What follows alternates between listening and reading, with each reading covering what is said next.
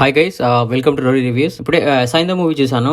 ఈ మూవీ వచ్చేసి మనకి ఒక టైం మేనేజ్మెంట్ తీసుకొని చేశాడన్నమాట. అంటే పాపకి ఒక డిసీజ్ ఉంటుంది, దానికి సంబంధించిన ఇంజెక్షన్ అనేది చాలా హై కాస్ట్ లో ఉంటుంది. ఆ ఇంజెక్షన్ తీసుకొచ్చి ఆ పాపకి వేయాలన్నమాట. ఎంత టైం బీయింగ్ ప్రాసెస్ లో ఉంటుంది. సో దానికోసం వెంకటేష్ చేసే ప్రయత్నాలు అనేది కనబడుతుంటాయి. సో అలా ఆ పాప కోసం చేస్తున్న తరుణంలో ఇంకా చాలా మంది చిన్న పిల్లలకి ఇలాంటి జరుగుతుందని ఒక సిచ్యువేషన్ అనేది తెలుస్తుంది. సో దాని గురించి ఇంకా తను ముందడుగేసి ఆ ఫైట్ చేస్తాడు. ఎందుకనంటే అది వెంకటేష్ గారికి సంథింగ్ ఏదో ఫ్లాష్ బ్యాక్ ఉంటుంది. అది ఏంటంటే మీరు మూవీలో చూడండి. సో ఇది కంటెంట్ పరంగా మాత్రం పెద్దగా కొత్తగా అయితే నాకైతే ఏమనిపించలేదు. ఎందుకంటే ఇది వరకు చాలా మూవీస్ చూసాం.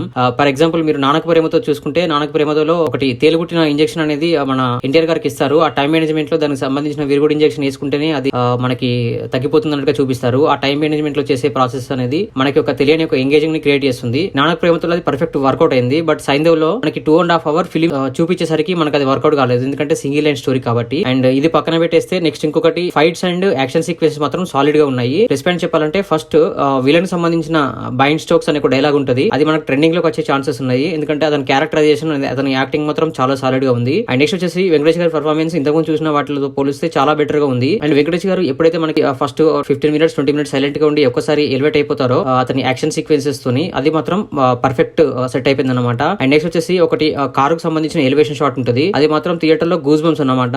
అంత ఫ్యాబులస్ గా ఉంది షాట్. అది హీరోయిన్స్ క్యారెక్టర్ కి పెద్ద ఇంపార్టెన్స్ అనేది ఏం లేదు, జస్ట్ అలా ఉండిపోతుంది. వాళ్ళకి మనం కూడా గుర్తుంచుకోలేము. అండ్ నెక్స్ట్ వచ్చేసి ఆర్య క్యారెక్టర్ ఉంది. ఆర్య క్యారెక్టర్ పెద్ద స్కోప్ అయితే లేదు, బట్ అతను వచ్చే కంబ్యాక్ సీన్ ఏదైతే ఉంటుందో క్లైమాక్స్ లో, అది మాత్రం సాలిడ్ గా ఉంటది.